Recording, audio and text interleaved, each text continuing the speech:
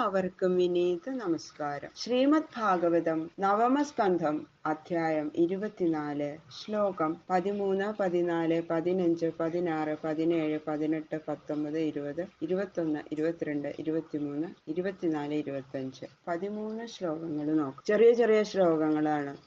കുറെ രാജാക്കന്മാരുടെ പേര് മാത്രം പറയണത്. ശുക്ലാംബരധരം വിഷ്ണു ശശിവർണം ചതുർഭുജം പ്രസന്നവദനം ധ്യായേൽ സർവവിഘ്നോപശാന്തയേ ഗുരവേ സർവലോകാനാം ഭിഷജേ ഭവരോഗിണാം നിധയേ സർവവിദ്യാനാം ദക്ഷിണാമൂർത്തയേ നമഃ. ഗംഗണപതയേ നമഃ. സംസരസ്വത്യേ നമഃ. ഗുരുഭ്യോ നമഃ. ഓം നമോ ഭഗവതേ വാസുദേവായ. ഓം നമോ ഭഗവതേ വാസുദേവായ.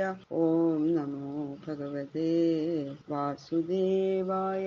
ശ്ലോകം 13. അനമിത്രസുതോ യോന്യ ശിനിസ്തസ്യാധ സത്യക യുയുധാന സാത്യകീർവൈ ജയസ്തസ്യ ഗുണിസ്തത.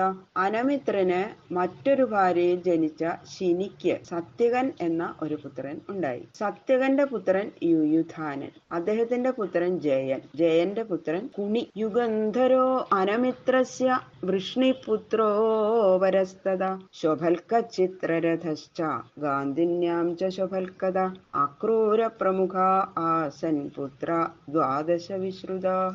കുണിയുടെ പുത്രൻ യുഗന്ധരൻ. അനമിത്രന് വൃഷ്ണി എന്നുപേരായ മറ്റൊരു പുത്രനും ഉണ്ടായി. അദ്ദേഹത്തിന് ശോഭൽക്കൻ, ചിത്രരഥൻ എന്ന 2 പുത്രന്മാര്. ശോഭൽക്കന് ഗാന്ധിനി എന്നുപേരായ ഭാര്യയില് അക്രൂരൻ ആകുന്ന പ്രധാനിയോടുകൂടിയ 12 പുത്രന്മാരുണ്ടായി. അതായത് അക്രൂരനെ കൂടാതെ 12 പുത്രന്മാരുണ്ടായി എന്ന് പറഞ്ഞുവല്ലോ. ആ 12 പേരുടെ പേര് പറയാണ് ഈ ശ്ലോകത്തില്. ആസങ്കൻ, സാരമേയൻ, മൃദുരൻ, മൃദുവിത്ത്, ഗിരി, ധർമ്മവൃദ്ധൻ, സുകർമാവ്, ക്ഷേത്രോപേക്ഷൻ, അരിമർദ്ദനൻ, ശത്രുഘ്നൻ, ഗന്ധമാദനൻ, പ്രതിബാഹു. ഇങ്ങനെയാണ് 12 പേര്. തേഷാം സ്വസാസുചീരാഖ്യ ദ്വാവക്രൂരസുതാവപി ദേവവാൻ ഉപദേവശ്ച തഥാ ചിത്രരഥാത്മജാഃ പൃഥുർവിദൂരദാദ്യാശ്ച ബഹവോ വൃഷ്ണിനന്ദനാഃ കുകുരോ ഭജമാനശ്ച ശുചി കമ്പളവർഹിഷ. ആസങ്കാദികളുടെ സഹോദരിയായിട്ട്, ഈ 12 പേർക്ക് സഹോദരിയായിട്ട് സുചീര എന്നുപേരായ ഒരു കന്യകയും ഉണ്ടായി. അക്രൂരന് ദേവവാൻ, ഉപദേവൻ എന്ന 2 പുത്രന്മാര് ഉണ്ടായി. ചിത്രരഥന് പുത്രന്മാരായിട്ട് പൃഥു, വിദൂരഥൻ മുതലായവര്. ഇങ്ങനെ വൃഷ്ണി വംശത്തെ സന്തോഷിപ്പിക്കുന്നവരായിട്ട് അനവധി പേരുണ്ടായി. കുകുരൻ, ഭജമാനൻ, ശുചി, കമ്പളബർഹിഷൻ എന്ന 4 പേരാണ് അന്ധകന്റെ പുത്രന്മാര്. കുകുരസ്യ സുതോ വന്നി വിലോമാതനയസ്തദാ കപോതരോ മാതസ്യാനു സഖായസ്യ ച തുംബുരു. കുകുരന്റെ പുത്രൻ വന്നി, അദ്ദേഹത്തിന്റെ പുത്രൻ വിലോമാവ്, അദ്ദേഹത്തിന്റെ പുത്രൻ കപോതരോമാവ്, അദ്ദേഹത്തിന്റെ പുത്രൻ അനു, അനുവിന്റെ സ്നേഹിതനാണ് തുംബുരു. അന്ധകോദുന്ദുഭിസ്തസ്യ ദരിദ്യോത പുനരോവസു തസ്യാഹുകശ്ചാഹുകീ ച കന്യാ ജൈവാഹുകാത്മജൗ ദേവകശ്ചോഗ്രസേനശ്ച ചത്വാരോ ദേവകാത്മജാഃ ദേവവാൻ ഉപദേവശ്ച സുദേവോ ദേവവർദ്ധന. അനുവിന്റെ പുത്രൻ അന്ധകൻ, അദ്ദേഹത്തിന്റെ പുത്രൻ ദുന്ദുഭി, അദ്ദേഹത്തിന്റെ പുത്രൻ ദരിദ്യോതൻ, അദ്ദേഹത്തിന്റെ പുത്രൻ പുനർവസു, അദ്ദേഹത്തിന് ആഹുകൻ എന്ന പുത്രനും ആഹുകി എന്ന പുത്രിയും ഉണ്ടായി. അദ്ദേഹത്തിന് ദേവകനെന്നും ഉഗ്രസേനനും പേരായ 2 പുത്രന്മാരും ഉണ്ടായി. ആഹുകി എന്ന പുത്രി ഉണ്ടായി. പിന്നെ ദേവകനെന്നും ഉഗ്രസേനെന്നും പേരായ 2 പുത്രന്മാരും. അതില് ദേവകന് ദേവവാൻ, ഉപദേവൻ, സുദേവൻ, ദേവവർദ്ധനൻ എന്ന 4 പുത്രന്മാര്. തേഷാം സ്വസാരസപ്താസൻ ധൃതദേവാദയോ നൃപ ശാന്തിദേവോ ഉപദേവാജ ശ്രീദേവാ ദേവരക്ഷിത സഹദേവാ ദേവകീജ വസുദേവ ഉവാഹതാഃ.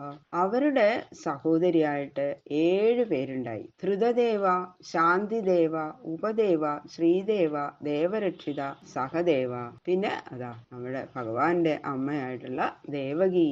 അങ്ങനെയാണ് 7 പേരുടെ നാമധേയങ്ങള്. ഈ സഹോദരിമാരെ എല്ലാവരും വസുദേവൻ വിവാഹം ചെയ്തു. ദേവകി മാത്രമല്ല, ഈ 7 പേരെയും വസുദേവര് വിവാഹം ചെയ്തു. കംസസുനാമാനുക്രോധ കങ്കശങ്കുസുഹുസ്തഥ രാഷ്ട്രപാലോധ സൃഷ്ടിശ്ച തുഷ്ടിമാൻ ഔഗ്രസേനയാ. കംസൻ, സുനാമാവ്, നഗ്രോധൻ, കങ്കൻ, ശങ്കു, സുഹു, രാഷ്ട്രപാലൻ, സൃഷ്ടി, തുഷ്ടിമാൻ, ഇങ്ങനെ 9 പേര് ഉഗ്രസേനന്റെ പുത്രന്മാര്.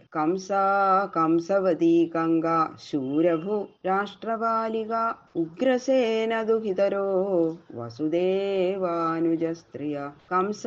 കംസവതി, കങ്ക, ശൂരഭു, രാഷ്ട്രപാലിക ഇവര് ഉഗ്രസേനന്റെ പുത്രിമാര്, വസുദേവന്റെ അനുജന്മാരായ ദേവഭാഗാദികളുടെ ഭാര്യമാരും ആകുന്നു. ഈ ഉഗ്രസേനന്റെ ഈ പുത്രിമാര് വസുദേവന്റെ അനുജന്മാരായിട്ടുള്ള ദേവഭാഗൻ മുതലായവരെ വിവാഹം ചെയ്തു.